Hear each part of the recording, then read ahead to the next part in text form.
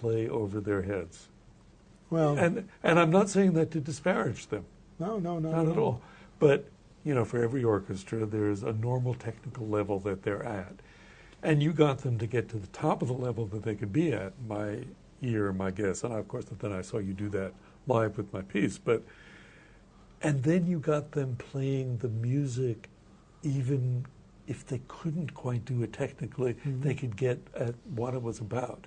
So it seems to me that you have that kind of challenge all through the Mahler cycle. And when I was in Sioux Falls for my piece, I remember the next concert you were doing was Mahler 2. And that is so huge in every way.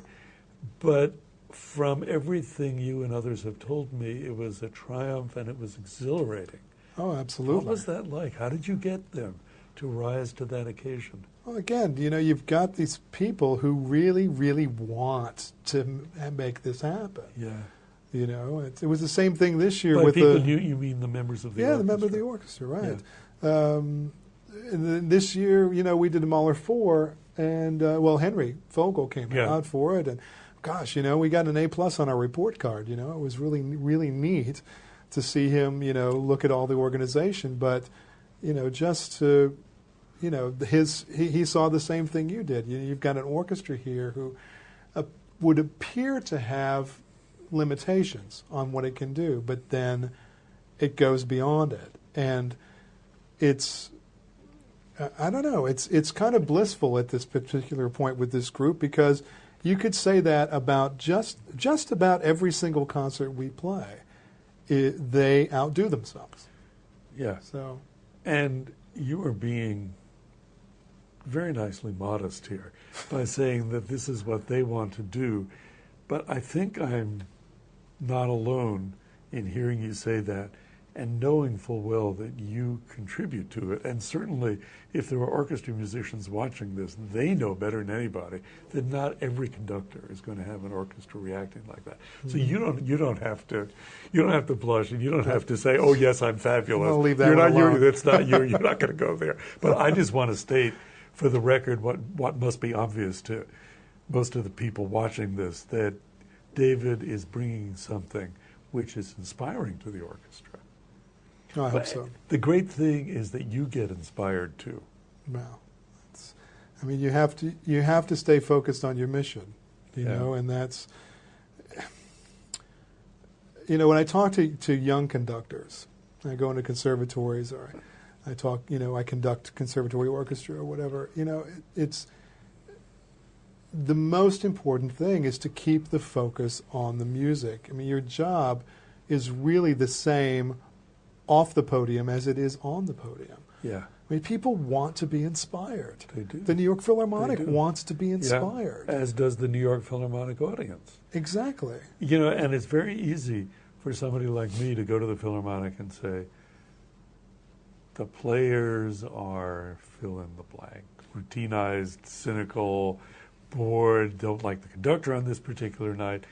The audience may not show all that many signs of animation, or on the contrary, may appear to give a standing ovation for everything. But the fact is, every individual in that hall wants to be inspired. Absolutely. They want to have a great night. Absolutely. And if one occurs, they'll know it. Right. So as a conductor, when you're on the podium, it's kind of obvious that that's what you're there for. Right. You do the technical part of the job, but really you want people to be inspired to give everything that they possibly can to the music. But when you're talking to the Rotary Club, it's really no different. It's all education. It's all about inspiration. It's all about focus on the music. How much of your time is spent out in the community? A fair amount. It's one of those balancing acts. A bit of a challenge, actually. Because I enjoy that part of the job. It's something I always, before I became a music director, I was kind of dreading it, because I sort of, I just love being in my ivory tower and, communing with these giants. But when I got the job that first year, I was surprised because it's all about developing relationships. And if you enjoy people, then you can really have a great time doing that. And of course, as you well know, anybody who's sitting on a symphony board I mean, their story is just as interesting as mine. There's some fascinating people, very well-versed people, very knowledgeable and talented in all sorts of ways. So, it's if you enjoy getting to know people, then that's a perk for the job. But what I found the first year on the job was that I had so much fun doing that all of a sudden I realized, I can't let this suck me away from the music, because it's a balancing act. It is. Do I remember correctly that when you were doing my piece, you were desperate for time just to spend with the Mahler 2 score? Oh, yeah. Yeah. Oh, yeah. Well, and my wife is very good about that. Angela, I think right after you left, she actually packed me up and sent me over to somebody else's house and said, nobody touches this guy for the next week. Angela is very decisive and always in a good cause. Oh, yes. Oh, yes. So what is your audience like? Passionate, but and well-trained by this point, I have to say. They've been through the school of contemporary music now.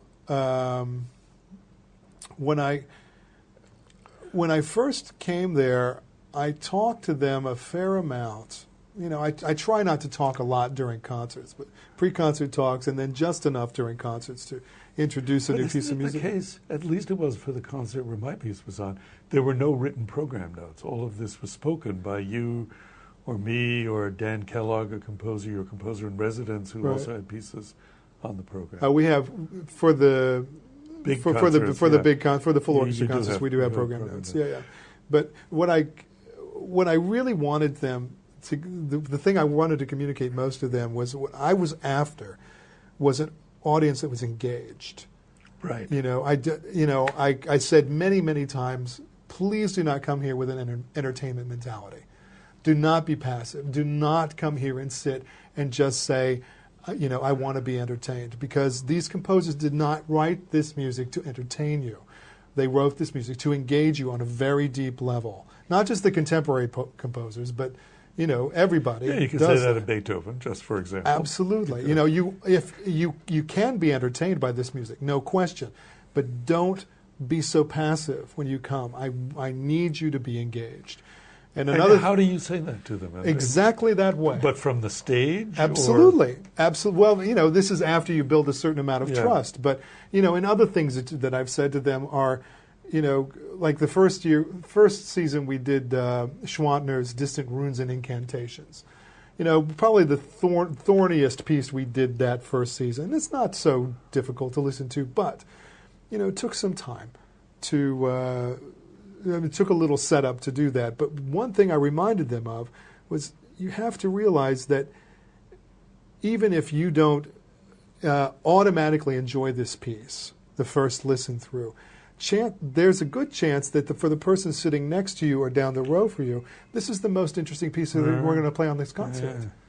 Yeah. You have to open up your ears and your mind to that possibility. Right. And obviously, and I think this is an important point, you don't lecture the audience. You don't say, all right, all of you out there, no. I don't want you being entertained. I want you to really engage with the music. No. You don't. But you're that way. So the first thing you do is you set the example. Right. Consciously or not. And then the way you talk about the music will lead them to that kind of reaction to it. Right. Exactly. Interestingly,